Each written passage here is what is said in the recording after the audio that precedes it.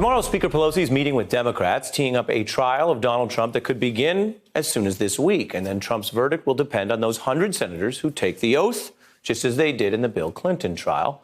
But there is one other figure with special powers over how this trial runs, because the person who typically presides over the Senate, the vice president, is removed during an impeachment trial, given the obvious conflict of interest. The vice president would literally take office if a president were convicted. So instead, the Chief Justice shall preside over impeachment trials, a role so important, it's actually the Constitution's only reference to the Chief Justice, and that means this trial will be run by John Roberts, a conservative Bush appointee who Trump blasted on the campaign trail. Justice Roberts turned out to be an absolute disaster. He turned out to be an absolute disaster because he gave us Obamacare.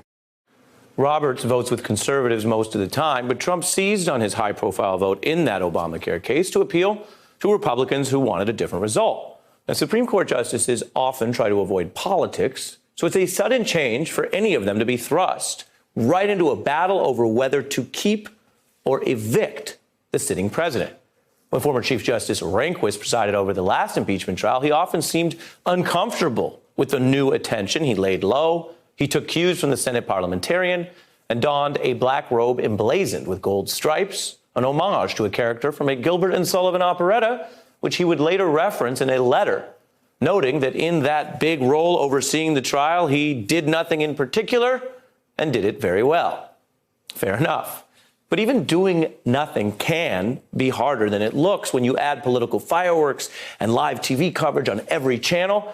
That's something John Roberts may have in mind as he prepares to take up the same task as his former boss. Roberts, interestingly, clerked for Rehnquist once upon a time. And in his last foray in a big televised event, swearing in President Obama for the first time, he was facing a large in-person audience, a large national and global audience, and Roberts flubbed the wording of the oath in the Constitution.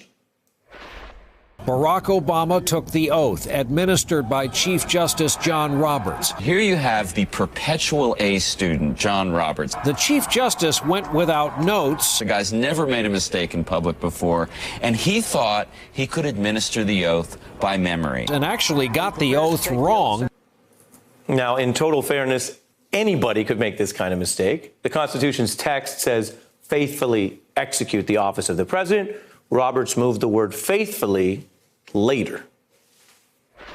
I, Barack Hussein Obama, do solemnly swear that I will execute the office of President to the United States faithfully.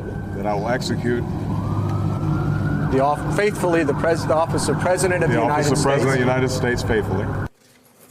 Not a big deal, but Roberts did have to return to the White House the next day to redo the oath. So there was no legal ambiguity whatsoever. That's how seriously they took the wording and execution of that oath.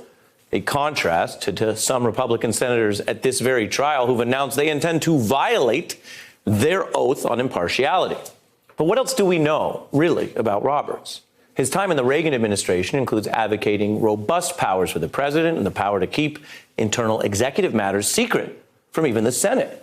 So while President Trump has blasted Roberts over Obamacare, he might like the way that Reagan-era Roberts had arguments on executive privilege.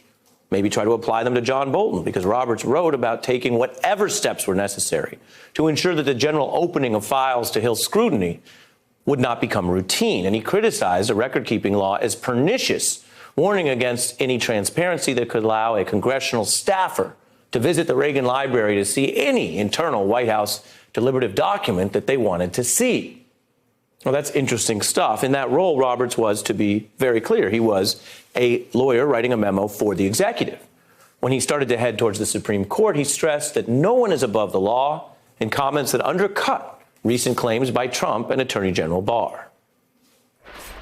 I believe that no one is above the law under our system, and that includes the president. I have been arguing cases against the executive branch and frequently arguing cases for the proposition of deference in favor of the legislature. Judges are like umpires. Umpires don't make the rules, they apply them. It is a limited role. Nobody ever went to a ball game to see the umpire. Now, Roberts has not previewed his approach to this trial. He has a new year-end report on the federal judiciary in general that says we should each resolve to do our best to maintain the public's trust that we are faithfully discharging our solemn obligation to equal justice under the law, a goal that could apply to being a judge or juror in this trial. And that's where Roberts' role differs from the courtroom, where judges have the last word. In an impeachment trial, the Constitution treats the senators as both jurors and judges, which actually makes some sense because these are not random citizens serving on a jury. They are elected lawmakers. So to the extent that a law would bind what the judge rules, these are the individuals who can always literally change the law with enough votes.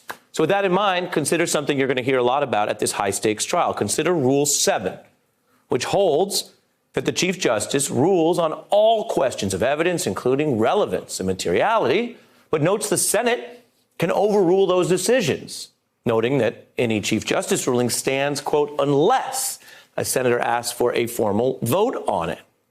And while Roberts usually works with his 8 colleagues in private, plus his clerks, in this new trial format, it all comes down to basically him and one rules advisor, the Senate parliamentarian, Elizabeth McDonough, a 20-year veteran of nonpartisan government posts. So Roberts can follow her expertise and lead, or he could just go his own way. Chief Justice Rehnquist rejected the parliamentarian's advice over whether to formally call the senators jurors.